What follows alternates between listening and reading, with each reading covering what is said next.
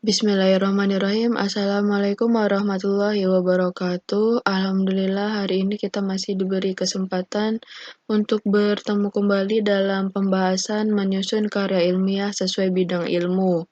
Ada 6 topik yang akan dicoba dibahas dalam pembahasan menyusun karya ilmiah sesuai bidang ilmu.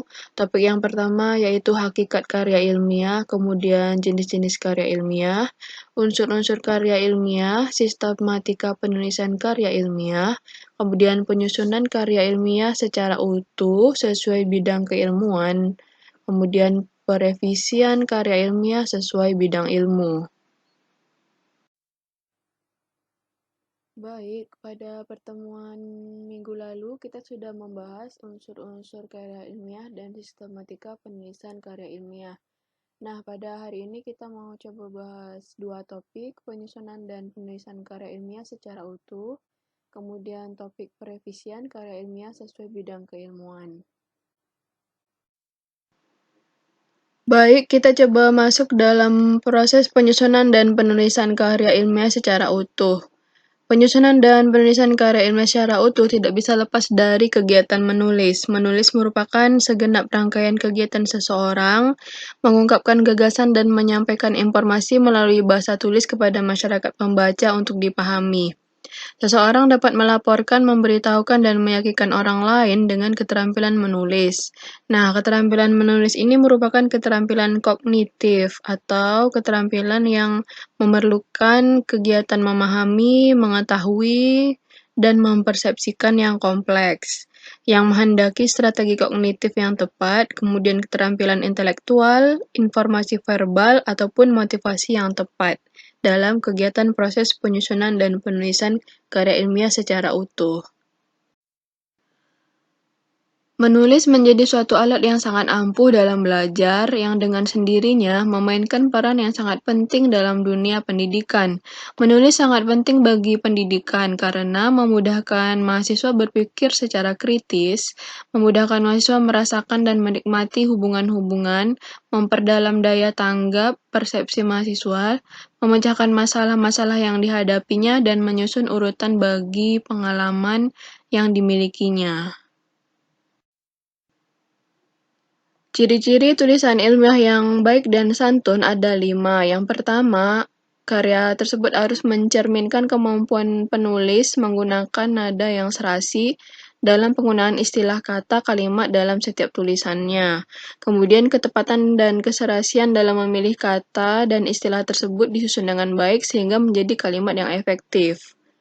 Ciri yang kedua, mampu menyatakan sesuatu yang bermakna bagi pembaca. Kemudian ciri yang ketiga, mencerminkan kemampuan penulis dalam menyusun bahan-bahan informasi yang tersedia sehingga menjadi keseluruhan yang utuh. Kemudian ciri yang keempat, sebuah tulisan harus jelas, singkat, padat, dan komunikatif. Kemudian ciri yang kelima, mampu mencerminkan kemampuan penulis dalam menggunakan ejaan sebelum tulisan itu disajikan kepada pembaca. Azas-azas dalam menulis karya ilmiah ada 6 macam. Yang pertama, kejelasan, kemudian keringkasan, ketepatan, kesatupaduan, pertautan, dan penegasan. Tahap-tahap menulis karya ilmiah ada 5. Tahap yang pertama, tahap pra-menulis, kemudian tahap perencanaan tulisan, tahap penulisan, tahap merevisi, dan tahap publikasi. Tahap pra-menulis ini merupakan tahap persiapan. Ada 2 kegiatan yang dilakukan dalam tahap persiapan. Yang pertama, menulis topik, kemudian yang kedua, menentukan tujuan. Tahap pertama, menulis berupa menentukan topik, ini menjadi hal yang utama harus dimiliki oleh penulis sebelum memulai sebuah tulisan. Sedangkan penentuan tujuan ini berkaitan dengan pemilihan bentuk karangan. Apakah berupa narasi, deskripsi, eksposisi, argumentasi, dan persuasi, atau mungkin bisa jadi karangan berupa karya ilmiah. Topik ini merupakan inti segala hal yang akan dibahas dalam tulisan nanti, dan dari topik ini diperoleh berbagai sumber.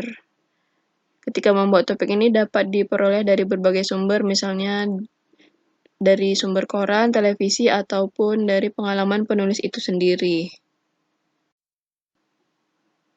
Tahap perencanaan tulisan ini berkaitan dengan penyusunan kerangka tulisan. Kerangka harus disusun secara sistematis, terdiri dari subtopik-subtopik yang akan dikembangkan menjadi paragraf-paragraf. Nah, penulis sudah memulai membuat konsep awal sebuah tulisan pada tahap perencanaan ini dalam bentuk garis-garis besar setiap informasi yang akan ditulis. Konsep awal ini lebih menggambarkan isi dan cenderung mengabaikan aspek tata tulis. Caranya, dengan mencatat segala informasi yang akan ditulis ke dalam sebuah kertas, ini untuk menghindari informasi yang tumpang tindih. Terkadang banyak penulis pemula yang langsung menulis inti tanpa membuat konsep awal terlebih dahulu. Akhirnya membuat tulisan mereka tidak terarah dengan baik dan akhirnya keluar dari tujuan penulisan. Penulis tidak memiliki pedoman dalam mengembangkan tulisannya, selanjutnya penulis akan kesulitan dalam mengembangkan tulisannya.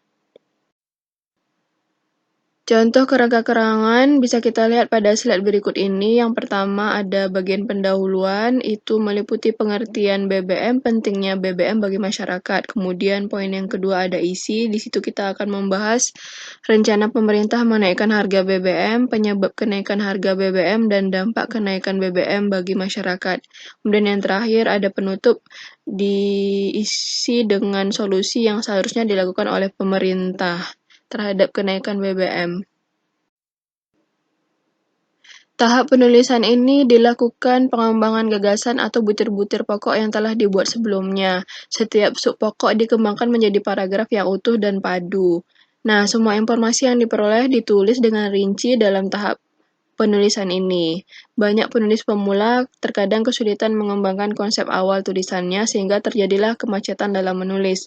Nah, penulis sudah terpaku pada tulisannya yang ideal pada tahap ini sehingga kurang lebih harus terbiasa dengan informasi yang ingin disampaikannya. Penulis tidak seharusnya melakukan pekerjaan menulis sekaligus dengan merevisi karena akan memperlambat proses penulisan. Berarti tahap menulis dan merevisi letaknya terpisah. Merevisi dilakukan setelah penulis selesai menulis. Selanjutnya kita masuk ke dalam tahap merevisi. Merevisi adalah pemeriksaan terhadap tulisan yang telah dibuat. Revisi ini diperlukan untuk menghasilkan tulisan yang baik. Penulis pada tahap revisi ini secara menyeluruh mengoreksi tentang bahasa, struktur karangan, ejaan, tanda baca, pilihan kata, dan kaidah gramatikal lainnya. Penulis benar-benar harus meneliti isi tulisannya pada tahap revisi ini. Bagian yang dirasa tidak perlu dalam tulisan dikurangi, dan informasi dalam tulisan yang dianggap belum lengkap bisa ditambahkan. Tahap publikasi ini merupakan tahap yang terakhir. Publikasi dapat dilakukan dengan menyampaikan tulisan yang telah dibuat kepada khalayak ramai. Diperlukan agar orang lain tahu informasi yang ingin disampaikan penulis. Disinilah akan terjadi komunikasi antara penulis dengan pembaca. Tulisan yang dimuat di surat kabar dan jurnal adalah salah satu contoh dari publikasi tulisan. Demikian pertemuan kita hari ini. Insya Allah kita sambung kembali pada pertemuan berikutnya. Lebih dan kurang Ibu mohon maaf, dan jika ada pertanyaan kita lanjutkan diskusi di grup WhatsApp mata kuliah kita masing-masing. Dan Ibu akhiri, Assalamualaikum warahmatullahi wabarakatuh.